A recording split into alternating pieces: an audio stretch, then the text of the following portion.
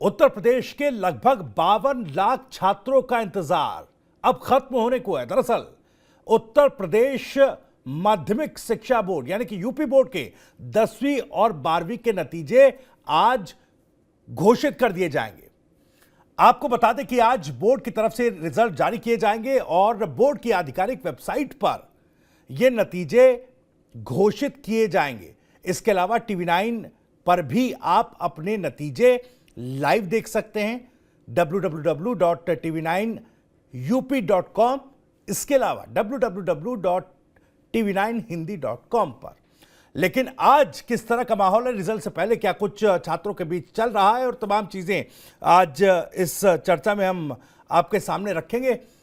कुछ रिपोर्टर्स भी हमारे ग्राउंड पर हैं, बच्चों के बीच हैं। किस तरह का रिजल्ट आज निकलेगा, बीते साल से कितना बेहतर रिजल्ट, क्योंकि इस बार कई चीजें इस एग्जाम में खास हुई है। एक तरफ नकल विहीन परीक्षा कराने की एक चुनौती बोर्ड के सामने थी, इसके अलावा स्टेप मार्किंग इस बार की गई है, डिजिटाइज कॉपियों की चेकिंग को किया गया था और काफी कम वक्त में, एक तरीके से कहा जाए तो इस बार कॉपियों की चेकिंग भी हुई है। तो इसका क्या असर पड़ेगा, इस पर भी हम आप तक सारी अपडेट्स पहुंचाएंगे।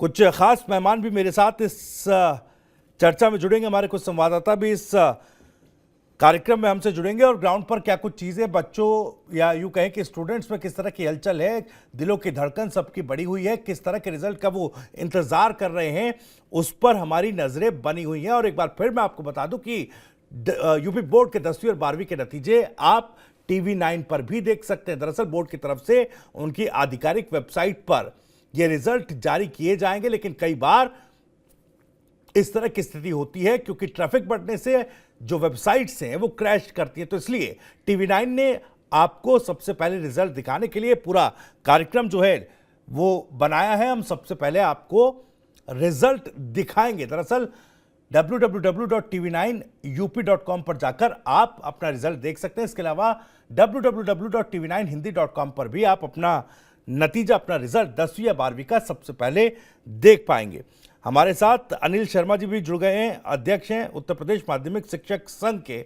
सर बहुत बहुत स्वागत आपका, क्योंकि 10th 12th के नतीजे आज यूपी बोर्ड के जारी होने वाले। शाम 4 बजे बोर्ड की तरफ से रिजल्ट्स को लाइव कर दिया जाएगा। लेकिन सबसे पहला मेरा सवाल तो सर ये है, क्योंकि इस बार काफ़ी कुछ खास रहा परीक्षा में।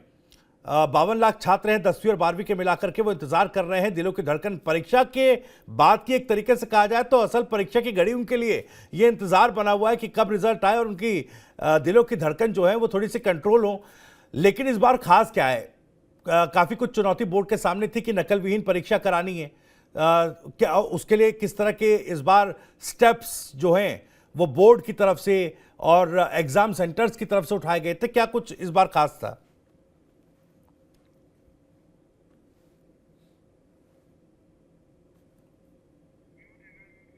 सर अनम्यूट कर लीजिएगा, आपका माइक म्यूट है। अनिल जी अनम्यूट कर लीजिएगा प्लीज।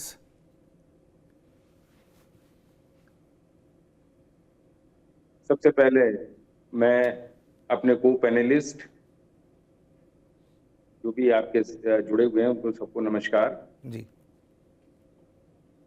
हमारी उत्तर प्रदेश माध्यमिक शिक्षा परिषद की परीक्षा शायद दुनिया की सबसे बड़ी परीक्षा है।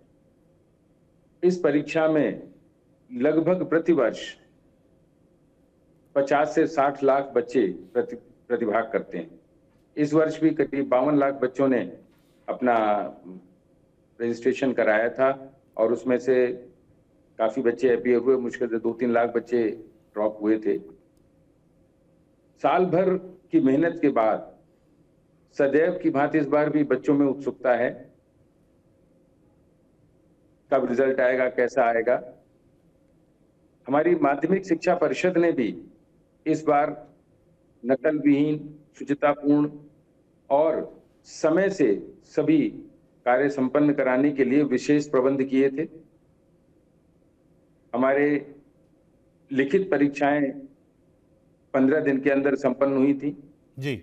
परीक्षाओं में प्रश्न पत्रों की सुरक्षा के लिए विशेष प्रबंध किए गए थे। डबल लॉक में प्रश्न पत्र रखे गए थे।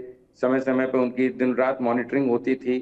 बहुत व्यवस्था की गई थी और हमारा यूपी बोर्ड इस कार्य के लिए बधाई का पात्र है कि इस वर्ष बहुत अच्छी तरह से शुचितापूर्ण पूरी ईमानदारी के साथ नकल विहीन परीक्षा कराने में सफल हुआ।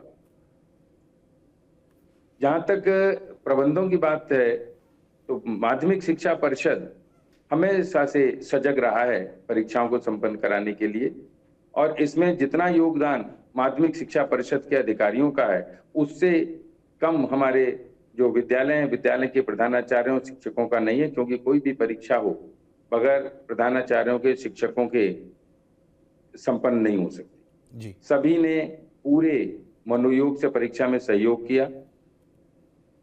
लिखित परीक्षाओं के बाद मूल्यांकन कार्य भी हुआ। मूल्यांकन कार्य में भी बड़ी सजगता बरती गई। हर मूल्यांकन केंद्र पर कैमरों की निगरानी में मूल्यांकन हुआ। हमारे सारे शिक्षक साथी समय पर वहां उपस्थित हुए, मूल्यांकन किया जी। और मूल्यांकन के साथ साथ अब की अंकेक्षण की व्यवस्था भी बदली गई। इसके पहले जो अंकेक्षण होता था वो शिक्षकों में से ही कुछ लोग करते थे, लेकिन इस बार ये दायित्व तो प्रधानाचार्यों को दिया गया।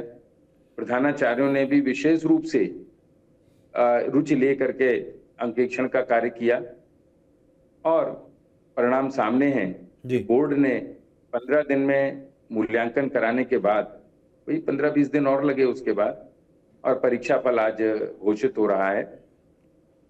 इस परीक्षा फल के लिए प्रदेश के सभी 52 लाख छात्र छात्राओं को उत्तर प्रदेश माध्यमिक शिक्षक संघ की ओर से अग्रिम शुभकामनाएं।